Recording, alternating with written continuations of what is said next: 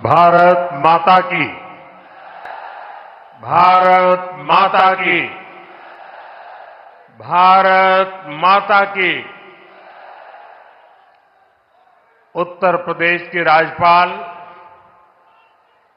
आनंदीबेन पटेल, यहां के लोकप्रिय मुख्यमंत्री योगी आदित्यनाथ जी, केंद्रीय मंत्रिमंडल में मेरे वरिष्ठ सहयोगी और लखनऊ के सांसद रक्षा मंत्री राजनाथ सिंह जी, यूपी भाजपा के अध्यक्ष और केंद्र में मंत्रिपरिषद के मेरे साथी श्रीमान पंकज चौधरी जी, प्रदेश सरकार के उप मुख्यमंत्री केशव प्रसाद मौर्य, ब्रजेश पाठक, उपस्थित अन्य मंत्रीगण, जनप्रतिनिधिगण, देवी और सज्जनों, आज लखनऊ की ये भूमि एक नई प्रेरणा की साक्षी बन रही है। इसकी विस्तार से चर्चा करने से पहले मैं देश और दुनिया को क्रिसमस की शुभकामनाएं देता हूं। भारत में भी करोड़ों ईसाई परिवार आज उत्सव मना रहे हैं। क्रिसमस का ये उत्सव सभी के जीवन में खुशियां लाए, ये हम सभी की कामना है। साथियों, 25 दिसंबर का ये दिन देश की दो महान विभूतियों के जन्म का अद्भुत सुयोग लेकर भी आता है। भारत रत्न अटल बिहारी वाजपेयी जी, भारत रत्न महामना मदन मोहन मालवीय जी, इन दोनों महापुरुषों ने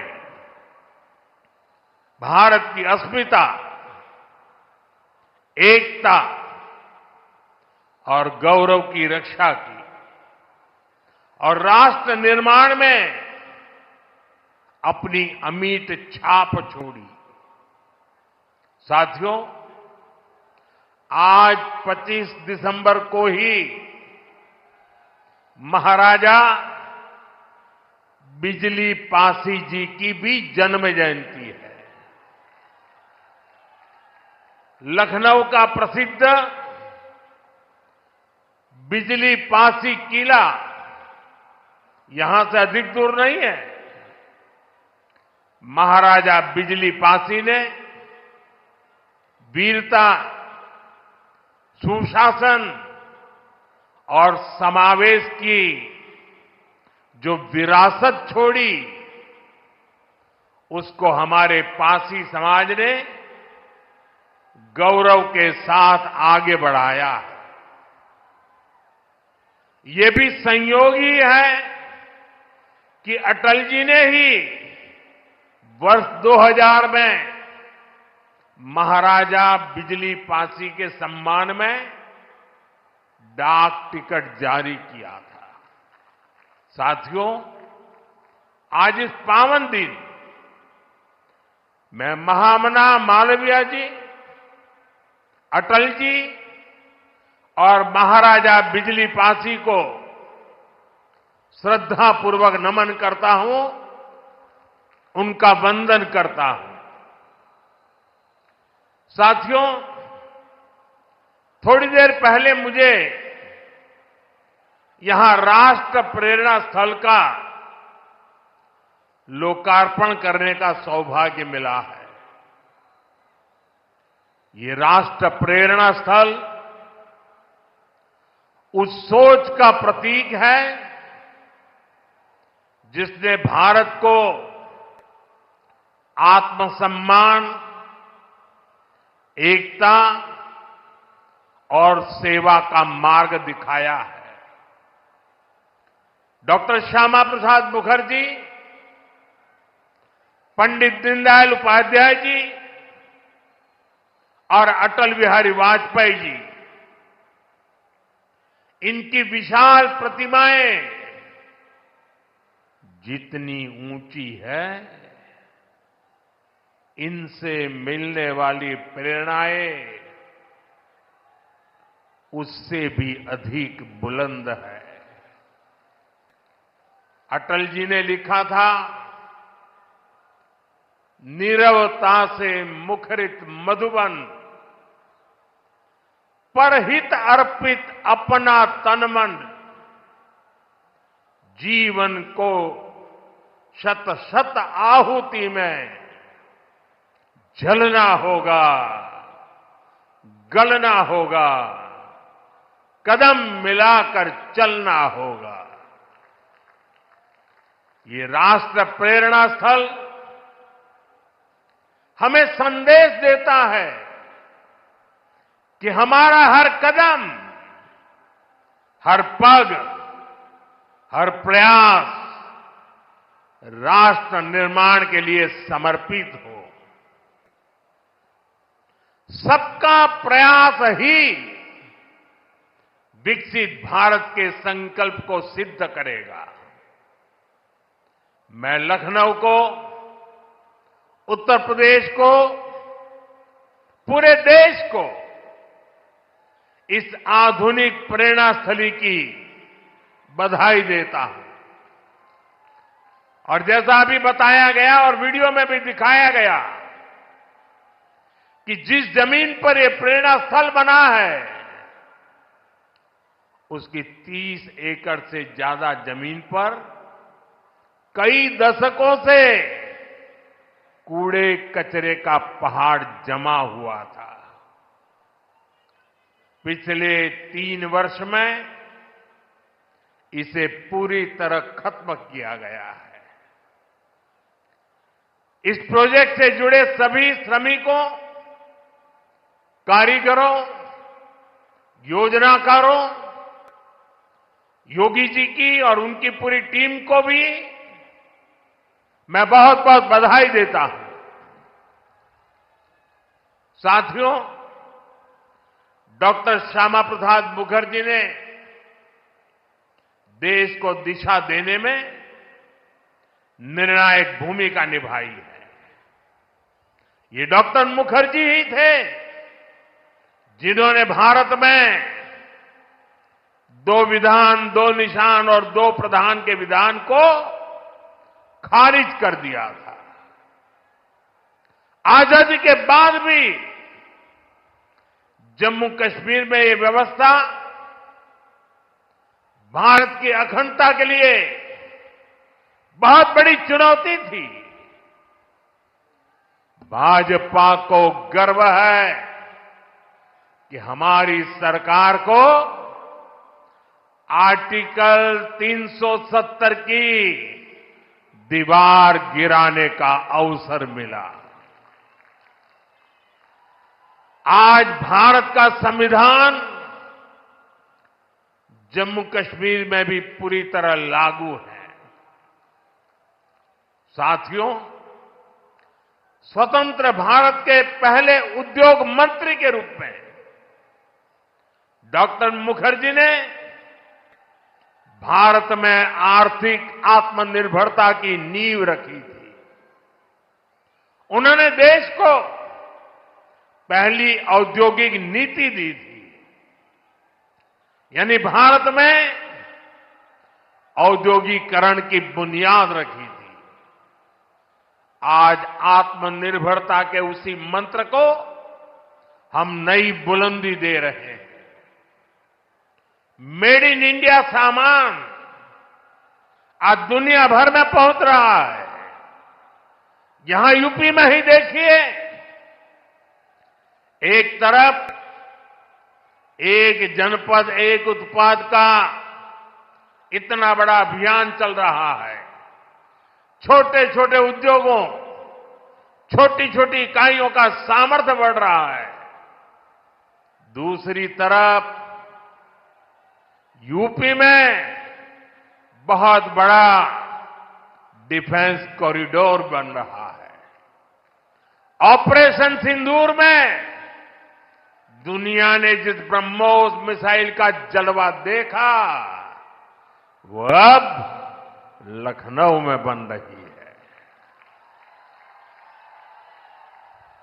वो दिन दूर नहीं जब यूपी का डिफेंस कॉरिडोर दुनिया भर में डिफेंस मैन्युफैक्चरिंग के लिए जाना जाएगा। साथियों, दशकों पहले पंडित दीनदयाल उपाध्याय जी ने अंत्योदय का एक सपना देखा था। वे मानते थे कि भारत की प्रगति का पैमाना अंतिम पंक्ति में खड़े अंतिम व्यक्ति के चेहरे की मुस्कान से मापा जाएगा। दीनदयाल जी ने एकात्म मानववाद का दर्शन भी दिया, जहां शरीर, मन, बुद्धि और आत्मा सबका विकास हो। दीनदयाल जी के सपने को मोदी ने अपना संकल्प बनाया है। हमने अंत्योदय को सैचुरेशन यानी संतुष्टिकरण का नया विस्तार दिया है। सैचुरेशन यानी हर जरूरतमंद, हर लाभार्थी को सरकार की कल्याणकारी योजनाओं के दायरे में लाने का प्रयास। जब सैचुरेशन की भावना होती है तो भेदभाव नहीं होता, और यही तो सुशासन है, यही सच्चा सामाजिक न्याय है, यही सच्चा सेकुलरिज्म है। आज जब देश के करोड़ों नागरिकों को बिना भेदभाव पहली बार पक्का घर, शौचालय, नल से जल, बिजली और गैस कनेक्शन मिल रहा है, करोड़ों लोगों को पहली बार मुफ्त अनाज और मुफ्त इलाज मिल रहा है, पंक्ति में खड़े अंतिम व्यक्ति तक पहुंचने का प्रयास हो रहा है, तो पंडित दीनदयाल जी के विजन के साथ न्याय हो रहा है। साथियों, बीते दशक में करोड़ों भारतीयों ने गरीबी को परास्त किया है, गरीबी को हराया है। ये इसलिए संभव हुआ क्योंकि भाजपा सरकार ने जो पीछे छूट गया था उसे प्राथमिकता दी, जो अंतिम पंक्ति में था उसे प्राथमिकता दी। साथियों, 2014 से पहले करीब 25 करोड़ देशवासी ऐसे थे जो सरकार की सामाजिक सुरक्षा योजनाओं के दायरे में थे। 25 करोड़। आज करीब 95 करोड़ भारतवासी इस सुरक्षा कवच के दायरे में हैं। उत्तर प्रदेश में भी बड़ी संख्या में लोगों को इसका लाभ मिला है। मैं आपको एक और उदाहरण देता हूं। जैसे बैंक खाते सिर्फ कुछ ही लोगों के होते थे, वैसे ही बीमा भी कुछ ही संपन्न लोगों तक सीमित था। हमारी सरकार ने अंतिम व्यक्ति तक बीमा सुरक्षा पहुंचाने का बीड़ा उठाया। इसके लिए प्रधानमंत्री जीवन ज्योति बीमा योजना बनाई। इससे मामूली प्रीमियम पर 2 लाख रुपए का बीमा सुनिश्चित हुआ। आज इस स्कीम से 25 करोड़ से ज्यादा गरीब जुड़े हैं। इसी तरह दुर्घटना बीमा के लिए प्रधानमंत्री सुरक्षा बीमा योजना चल रही है। इससे भी करीब 55 करोड़ गरीब जुड़े हैं। ये वो गरीब देशवासी हैं जो पहले बीमा के बारे में सोच भी नहीं पाते थे। साथियों, आपको जानकर के हैरानी होगी, इन योजनाओं से करीब करीब 25,000 करोड़ रुपए का क्लेम इन छोटे छोटे परिवार के छोटे छोटे जिंदगी के गुजारे करने वाले मेरे सामान्य गरीब परिवारों तक 25,000 करोड़ रुपया का लाभ पहुंचा है। यानी संकट के समय ये पैसा गरीब परिवारों के काम आया है। साथियों, आज अटल जी की जयंती का ये दिन सुशासन के उत्सव का भी दिन है। लंबे समय तक देश में गरीबी हटाओ जैसे नारों को ही गवर्नेंस मान लिया गया था, लेकिन अटल जी ने सही मायने में सुशासन को जमीन पर उतारा। आज डिजिटल पहचान की इतनी चर्चा होती है, इसकी नींव बनाने का काम अटल जी की सरकार ने ही किया था। उस समय जिस विशेष कार्ड के लिए काम शुरू हुआ था, जो आज आधार के रूप में विश्वविख्यात हो चुका है, भारत में टेलीकॉम क्रांति को गति देने का श्रेय भी अटल जी को ही जाता है। उनकी सरकार ने जो टेलीकॉम नीति बनाई, उससे घर घर तक फोन और इंटरनेट पहुंचना आसान हुआ और आज भारत दुनिया में सबसे अधिक मोबाइल और इंटरनेट यूजर वाले देशों में से एक है। साथियों, आज अटल जी जहां होंगे, इस बात से प्रसन्न होंगे कि बीते 11 वर्षों में भारत दुनिया का दूसरा बड़ा मोबाइल फोन निर्माता बन गया है। और जिस यूपी से वे सांसद रहे, वो यूपी आज भारत का नंबर 1 मोबाइल मैन्युफैक्चरिंग राज्य बना है। साथियों, कनेक्टिविटी को लेकर अटल जी के विजन ने 21वीं सदी के भारत को शुरुआती मजबूती दी। अटल जी की सरकार के समय ही गांव गांव तक सड़कें पहुंचाने का अभियान शुरू किया गया था। उसी समय स्वर्णिम चतुर्भुज यानी हाईवे के विस्तार पर काम शुरू हुआ था।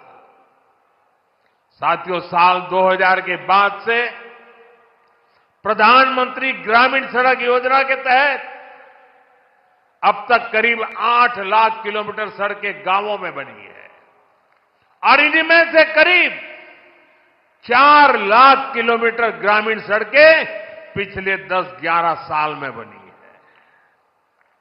और साथियों, आज आप देखिए, आज हमारे देश में अभूतपूर्व गति से एक्सप्रेसवे बनाने का काम कितनी तेजी से चल रहा है। हमारा यूपी भी एक्सप्रेसवे स्टेट के रूप में अपनी पहचान बना रहा है। वो अटल जी ही थे जिन्होंने दिल्ली में मेट्रो की शुरुआत की थी। आज देश के 20 से ज्यादा शहरों में मेट्रो नेटवर्क लाखों लोगों का जीवन आसान बना रहा है।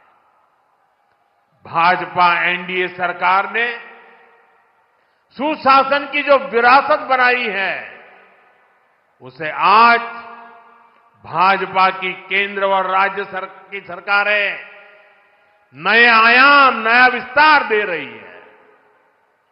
साथियों, डॉक्टर मुखर्जी, पंडित दीनदयाल जी, अटल जी, इन 3 महापुरुषों की प्रेरणा, उनके विजनरी कार्य, ये विशाल प्रतिभाएं विकसित भारत का बहुत बड़ा आधार है। आज इनकी प्रतिभाएं हमें नई ऊर्जा से भर रही है। लेकिन हमें यह नहीं भूलना है कि आजादी के बाद भारत में हुए हर अच्छे काम को कैसे एक ही परिवार से जोड़ने की प्रवृत्ति पनपी। किताबें हो, सरकारी योजनाएं हो,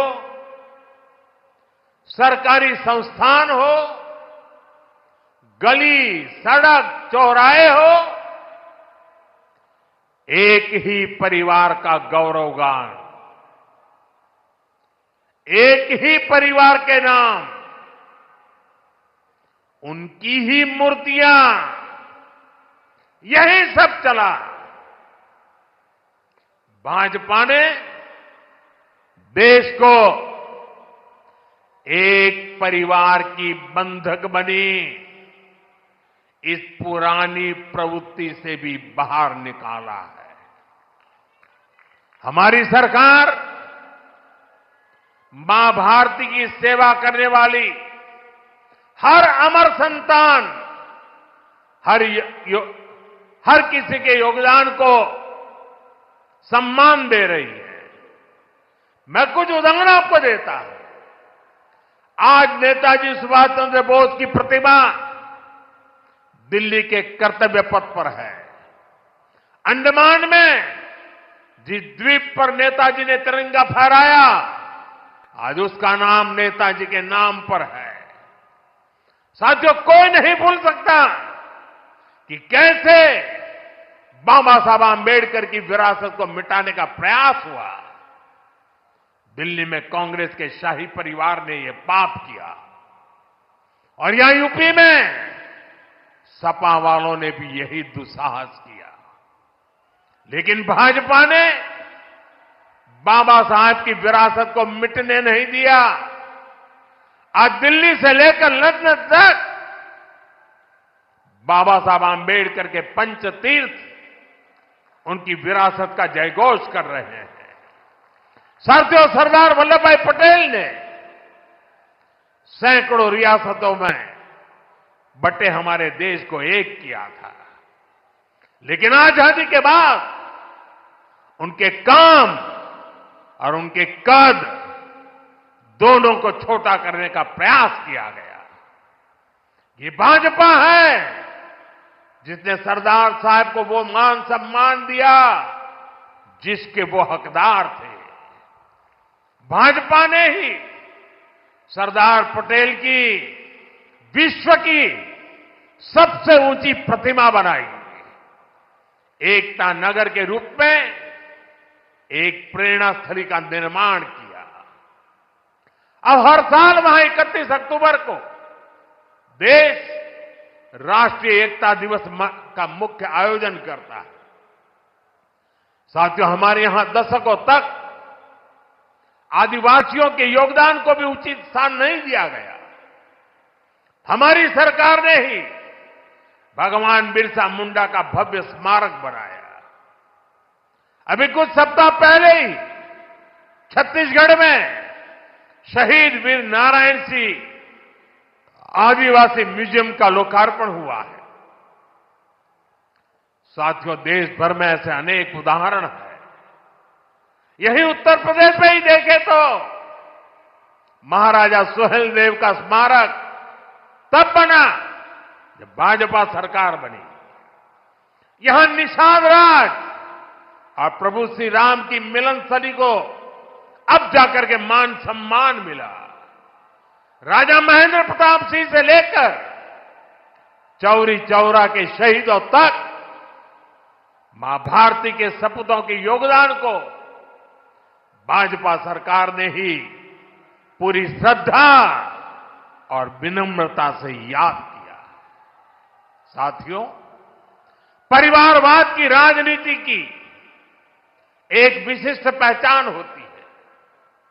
यह असुरक्षा से भरी हुई होती है। इसलिए परिवारवादियों के लिए दूसरों की लकीर छोटी करना मजबूरी हो जाता है, ताकि उनके परिवार का कद बड़ा दिखे और उनकी दुकान चलती रहे। इसी सोच ने भारत में राजनीतिक छुआछूत का चलन शुरू किया। आप सोचिए, आजाद भारत में अनेक प्रधानमंत्री हुए, लेकिन राजधानी दिल्ली में जो म्यूजियम था उसमें अनेक पूर्व प्रधानमंत्रियों को नजरअंदाज किया गया। इस स्थिति को भी भाजपा ने, एनडीए ने ही बदला है। आज आप दिल्ली जाते हैं तो भव्य प्रधानमंत्री संग्रहालय आपका स्वागत करता है। वहां आजाद भारत के हर प्रधानमंत्री, चाहे कार्यकाल कितना भी छोटा रहा हो, सबको उचित सम्मान और स्थान दिया गया है। साथियों, कांग्रेस और उसके सहयोगियों ने राजनीतिक रूप से भाजपा को हमेशा अछूत बनाए रखा, लेकिन भाजपा के संस्कार हमें सबका सम्मान करना सिखाते हैं। बीते 11 वर्षों में भाजपा सरकार के दौरान, एनडीए सरकार के दौरान नरसिम्हा राव जी और प्रणब बाबू को भारत रत्न दिया गया है। यह हमारी सरकार है जिसने मुलायम सिंह यादव जी और तरुण गोगोई जी जैसे अनेक नेताओं को राष्ट्रीय पुरस्कारों से सम्मानित किया है। कांग्रेस से, यहां समाजवादी पार्टी से कोई भी ऐसी उम्मीद तक नहीं कर सकता। इन लोगों के राज में तो भाजपा के नेताओं को सिर्फ अपमान ही मिलता था। साथियों, भाजपा की डबल इंजन सरकार का बहुत अधिक फायदा उत्तर प्रदेश को हो रहा है। उत्तर प्रदेश 21वीं सदी के भारत में अपनी एक अलग पहचान बना रहा है और मेरा सौभाग्य है कि मैं यूपी से सांसद हूं। आज मैं बहुत गर्व से कह सकता हूं कि उत्तर प्रदेश के मेहनतकश लोग एक नया भविष्य लिख रहे हैं। कभी यूपी की चर्चा खराब कानून व्यवस्था को लेकर होती थी, आज यूपी की चर्चा विकास के लिए होती है। आज यूपी देश के पर्यटन मानचित्र पर तेजी से उभर रहा है। अयोध्या में भव्य राम मंदिर, काशी विश्वनाथ धाम, ये दुनिया में यूपी की नई पहचान के प्रतीक बन रहे हैं और राष्ट्र प्रेरणा स्थल जैसे आधुनिक निर्माण उत्तर प्रदेश की नई छवि को और अधिक रोशन बनाते हैं। साथियों, हमारा उत्तर प्रदेश सुशासन, समृद्धि, सच्चे सामाजिक न्याय के मॉडल के रूप में और बुलंदी हासिल करे, इसी कामना के साथ आप सभी को फिर से राष्ट्र प्रेरणा स्थल की बधाई। मैं कहूंगा डॉक्टर श्यामा प्रसाद मुखर्जी, आप कहेंगे अमर रहे, अमर रहे। मैं कहूं पंडित दीनदयाल उपाध्याय जी, आप कहें अमर रहे, अमर रहे। मैं कहूं अटल बिहारी वाजपेयी जी, आप कहें अमर रहे, अमर रहे। पंडित श्यामा प्रसाद मुखर्जी, श्यामा प्रसाद मुखर्जी, श्यामा प्रसाद मुखर्जी, पंडित दीनदयाल जी, पंडित दीनदयाल जी, पंडित दीनदयाल जी, अटल बिहारी वाजपेयी जी, अटल बिहारी वाजपेयी जी, अटल बिहारी वाजपेयी जी, भारत माता की वंदे वंदे। बहुत बहुत धन्यवाद।